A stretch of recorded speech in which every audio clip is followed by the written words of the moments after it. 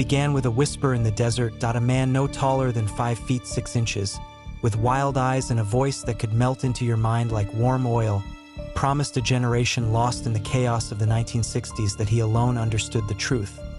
And somehow, they believed him. They gave him their money, they gave him their bodies, they gave him their lives. And then, one night in August 1969, they gave him something far darker. This is the story of how a failed musician with a prison education became the architect of one of the most shocking massacres in American history, a story of manipulation, a story of control, a story of a cult that left the world asking, how could anyone follow Charles Manson? Now, more than 50 years later, new evidence, interviews, and psychological analyses reveal the secrets behind America's most horrifying cult. Roll the tape. The late 1960s were a perfect storm. The Vietnam War was spiraling. Political assassinations had shattered hope. The counterculture exploded with drugs, spiritual hunger, and rebellion against traditional authority. Millions of young people felt lost, homesick for a world they'd never known, searching for a father figure, a leader, a purpose. And then came a man who offered all three. Charles Manson, the son of an absent mother, a lifelong criminal, a drifter, a manipulator, realized something profound while in prison. You can convince anyone of anything if you speak their language. Manson spent years studying human psychology from prison libraries. He learned hypnosis. He imitated pimps, preachers, con men, and psychologists. He watched how predators talked their prey into submission, and most importantly, he understood that people who feel broken are easy to make whole if you offer them a dream. When Manson was released from prison in 1967, he stepped into the peak of the Summer of Love in San Francisco. Thousands of young runaways were wandering the streets of Haight-Ashbury, and Manson saw exactly what the world had given him: a lost generation. He approached them with a strange but effective formula. He didn't ask for anything. He gave attention. He gave affection. He gave confidence. He told them they were special. They weren't used to hearing that from anyone.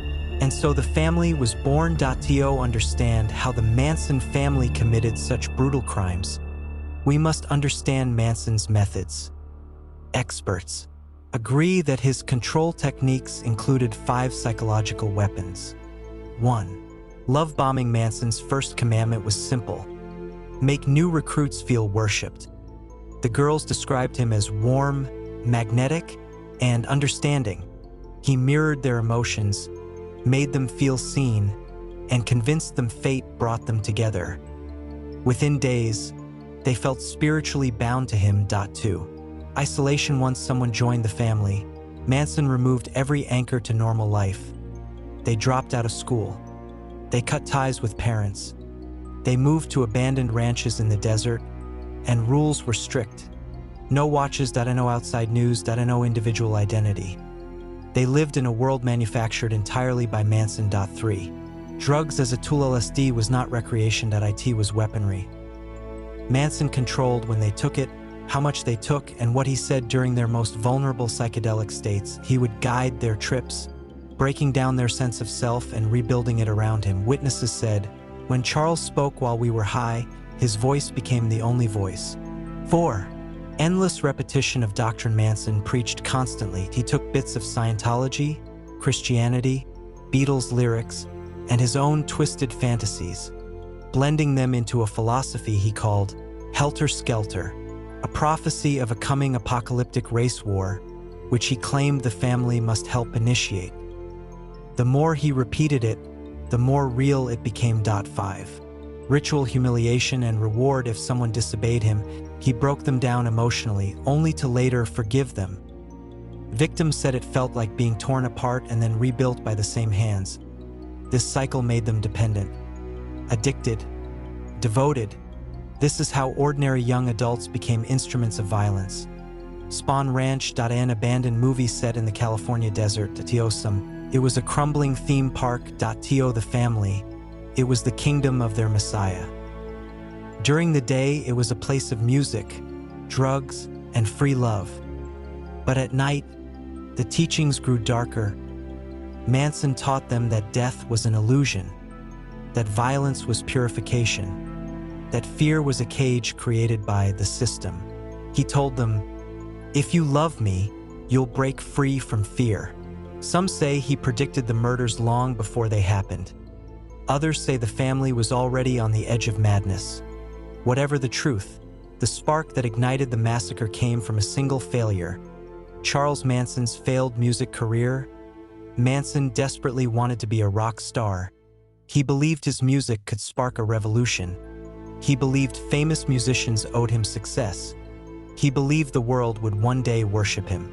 When record producer Terry Melcher rejected him, Manson never forgot the address of the house he visited, 10050 Cielo Drive. Months later, Melcher had moved out, but Manson didn't care. That house represented humiliation, rejection, failure, and in his mind, someone had to pay. The Tate murders. Charlie gathered 4 family members: Tex Watson, Susan Atkins, Patricia Krenwinkel, Linda Kasabian. He told them, "Go to that house and totally destroy everyone in it." He never said why. He never needed to. Shortly after midnight, they arrived at the home now occupied by actress Sharon Tate and her friends. What followed were hours of chaos so violent, so brutal, that even hardened detectives were shaken. Bloody messages were smeared on the walls, the word "pig" written with the victim's blood. The news stunned the entire nation, but the nightmare wasn't over. The LaBianca murders. The following evening, Manson himself entered the home of Leno and Rosemary. LaBianca, after tying them up, he left his followers to finish the job. Again, they carved words into the victims. Again, they smeared blood across the walls.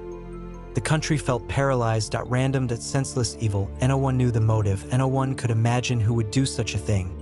Until a single whisper inside the Manson family exposed everything. Susan Atkins, arrested on unrelated charges, began bragging to her cellmates. She told them she killed for Manson. The family planned to start a race war. The Tate house was chosen to send a message. Manson promised the family they would rule after the apocalypse. Her cellmates alerted authorities. From that moment, the case unfolded rapidly. The Manson trial became a national obsession. Charles Manson shaved his head, carved an X into his forehead, grinned through testimony, interrupted judges, sang, preached. His followers sat outside the courthouse every day, carving excess into their own foreheads, chanting, and promising they would kill for him again. It was the most disturbing display of cult loyalty America had ever witnessed. Decades later, psychologists and cult experts analyzed Manson's leadership and found a chilling conclusion. Charles Manson didn't create the family. The family created him. They wanted a profit, he wanted power. Together, they built a reality that fed both desires, and that reality was deadly.